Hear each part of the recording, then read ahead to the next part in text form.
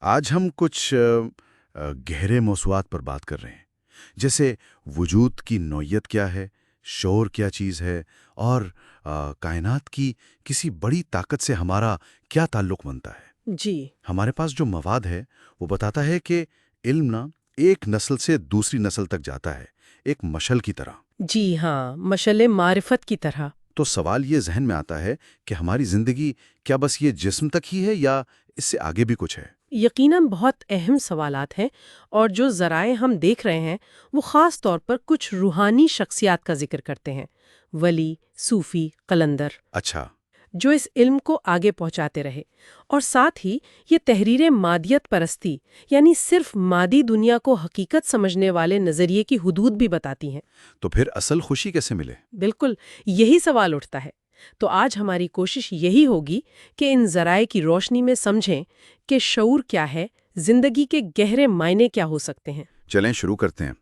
تو ذرائع کہتے ہیں کہ قدرت یا فطرت کہہ لیں، وہ اپنا پیغام پہنچانے کے لیے کچھ خاص لوگوں کو چنتی ہے۔ جی، ان کی کہانیاں صرف اب کتابوں میں نہیں رہتی، صحیح۔ بلکہ لوگوں کے تجربات میں، یادوں میں زندہ رہتی ہیں۔ اور یہ سوچ تو مادیت پرست نظریے سے بالکل الٹ ہے۔ بالکل مختلف۔ مادیت پرستی تو سمجھتی ہے کہ زندگی بس عارضی ہے، کچھ دنوں کا کھیل، جس کا انجام پھر مایوسی بھی ہو سکتا ہے۔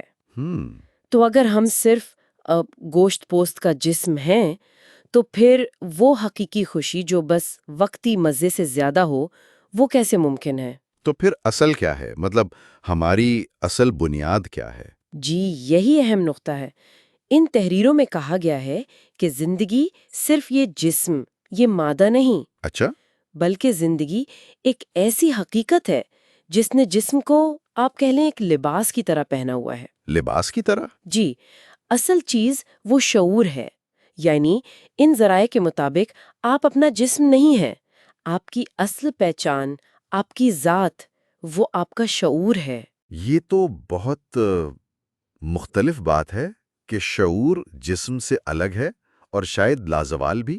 جی ہاں، بالکل، اور شاید اسی لیے ان روحانی شخصیات کا ذکر اہم ہے جن کی بات ہم نے شروع میں کی۔ کہ وہ اس شعور کو زیادہ گہرائی سے سمجھتے تھے۔ ایسا ہی لگتا ہے۔ تحریریں کہتی ہیں کہ جسم تو وہ تو فنا ہو جاتا ہے، مٹی میں مل جاتا ہے، جی۔ لیکن شعور فنا نہیں ہوتا۔ وہ ایک جسمانی زندگی کے بعد کسی دوسرے عالم، یعنی وجود کی ایک نئی حالت میں منتقل ہو جاتا ہے۔ اور یہی شعور ہے جو بچپن، جوانی، بڑھاپا یہ سب تجربے کرتا ہے۔ بالکل، جسم تو بدلتا رہتا ہے، بچپن کا جسم اور جوانی کا اور بڑھاپے کا اور، لیکن وہ شعور، وہ وہی رہتا ہے۔ یہ بات تو کئی آسمانی کتابوں میں بھی ملتی ہے نا، کہ انسان صرف جسم نہیں، اصل چیز روح یا شعور ہے۔ جی بالکل، اور ذرائع تو یہ بھی بتاتے ہیں کہ خدا خود کو مخلوق کا دوست کہتا ہے، ایسا دوست جو کبھی بھولتا نہیں، ایک باپ کی طرح۔ یہاں تک کہ خدا اپنے چاہنے والوں کے بہت قریب ہو جاتا ہے، گویا ان کی سننے والی سماعت، دیکھنے والی بصارت بن جاتا ہے۔ اور کائنات کی تخلیق کا بھی ذکر ہے۔ جی، کہ یہ سب کچھ خدا کے ایک حکم، کن یعنی ہو جا، سے وجود میں آیا۔ وہ رب بھی ہے، پالنے والا، اور دوست بھی، جو وسائل بھی دیتا ہے اور زندگی کے تجربات سے بھی گزارتا ہے۔ بالکل۔ اور مقدس کتابیں بار بار یہ یقین دلاتی ہیں کہ خدا اپنی مخلوق کا ساتھ کبھی نہیں چھوڑتا۔ زندگی کی اس نشوونما کو سمجھانے کے لیے آپ نے کہا تھا کہ ذرائع میں ایک مثال بھی دی گئی ہے۔ جی ہاں، بڑی دلچسپ مثال ہے بیج کی۔ بیج کی؟ ہاں، اچھا۔ دیکھیں، جب بیج زمین میں جاتا ہے نا، تو اس میں ایک پورا پروگرام پہلے سے موجود ہوتا ہے۔ وہ زمین سے پانی جذب کرتا ہے، بیج میں ایک چھوٹا سا سوراخ ہوتا ہے، مائکروپائل، اس کے ذریعے ٹھیک۔ پھر جڑیں نکلتی ہیں، وہ نیچے زمین میں جاتی ہیں، اور تنا اوپر روشنی کی طرف جاتا ہے۔ بالکل، اور پھر وہ سورج کی روشنی سے اپنی خوراک بناتا ہے، فوٹو سنتھسس جسے کہتے ہیں، ضیائی تالیف۔ جی، اور یوں وہ بڑھ کر ایک پورا پودا یا درخت بن جاتا ہے۔ کمال ہے۔ تو اس کا موازنہ انسانی زندگی سے کیا گیا ہے۔ جی ہاں، ذرائع بتاتے ہیں کہ جیسے رحم مادر میں زندگی شروع ہوتی ہے تو ایک بنیادی ساخت ہوتی ہے، نوٹوکارڈ۔ یہ سمجھیں کہ ریڑھ کی ہڈی کی ابتدائی شکل۔ اچھا۔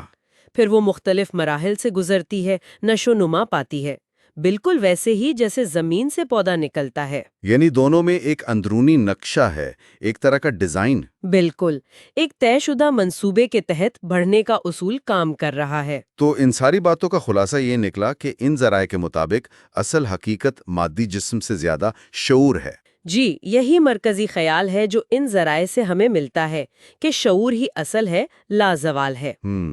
اور اگر یہ شعور بھی اس بیج کی طرح ایک خاص انداز میں نشو نما پانے کی صلاحیت رکھتا ہے تو پھر سوچنے کی بات یہ ہے، بلکہ ایک سوال پیدا ہوتا ہے کہ خود ہمارے اپنے شعور کے اندر کون سی ایسی پوشیدہ صلاحیتیں، کون سے امکانات موجود ہیں جو بس صحیح حالات، صحیح توجہ ملنے کے منتظر ہیں کہ وہ ظاہر ہوں۔ یہ واقعی غور طلب بات ہے۔